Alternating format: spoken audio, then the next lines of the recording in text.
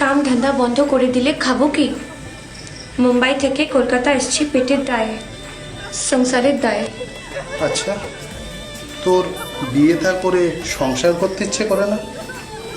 প্রতি রাতে হাতে হাতে বদলাতে ইচ্ছে করে তোর? কে বে? ঘরে কাস্টমার আছে। ধুস, কি হলো, তুই আবার গুসা হলি কেন? গুসা হবো না তো কি দুহাত তুলে নাচবো? এ আবার কেমন ভালোবাসা? আমার বুকটা ফেটে যায় যখন অন্য কেউ তোকে ঘরে নিয়ে গিয়ে দরজা বন্ধ করে আমার সামনে। আচ্ছা, আমি যদি কাম ধান্দা সব কিছু বন্ধ করে দিই, তুই আমাকে শাদি করবি? তোকে তো আমি নিজের করে পেতে চাই, জানো কি? তোর সঙ্গে আমি ঘর বাঁধতে চাই রে। প্রথম প্রথম এইসব কথা সবাই বলে, তারপর সবাই পিছিয়ে যায়। আর আমি খারাপ পাড়ার অরত আছি। আমাকে কি বলে জানিস? আমাদের রেন্ট। একদম খারাপ কথা বলবি না। সব জানার পর তোর ঘরের লোক আমাকে মেনে নিবে না। মেনে না নিলে আমরা আলাদা করে ঘর করব। আলাদা করে ঘর করবি? আলাদা করে ঘর করতে কত টাকা খরচা তুই জানিস? তারপরে তুই তো আবার বলছিস তোর ব্যবসাটাও নাকি ভালো যাচ্ছে না। ক্যাটারিং এর ব্যবসা ছেড়ে অন্য কিছু ধান্দা করব। তার চেয়ে বরং তুই আমাকে ভুলে যা। তোর নয়া ব্যবসার জন্যে টাকার বন্দোবস্ত করবি, নাকি আমার কার্ড শোধ করবি?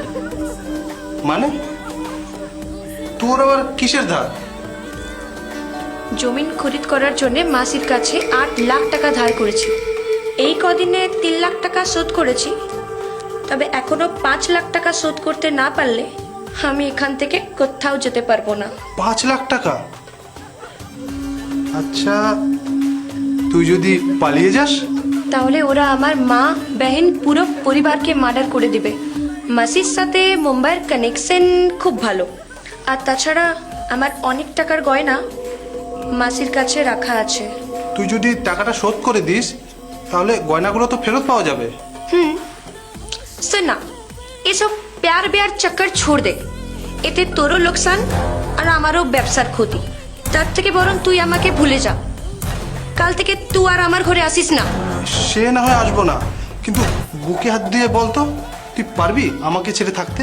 সে কয়েকদিন কষ্ট হবে, তারপর ভুলে যাবি, তাই তো? তুই আমাকে এখনো ঠিক করে চিনতে পারিসনি, জানো কি? ভয়ে পিছিয়ে যাওয়ার বান্দা আমি নই। ধর তোর ধারের টাকাটা, মানে ওই 5 লাখ টাকাটা আমি যদি জোগাড় করে দিই তাহলে ওরা তোকে ছেড়ে দেবে? নতুন নতুন শর্ট ফিল্ম এবং ওয়েব সিরিজ শুধু আমাদের চ্যানেল নিচে দেখুন। OTT প্ল্যাটফর্ম 99 কে সাবস্ক্রাইব করুন।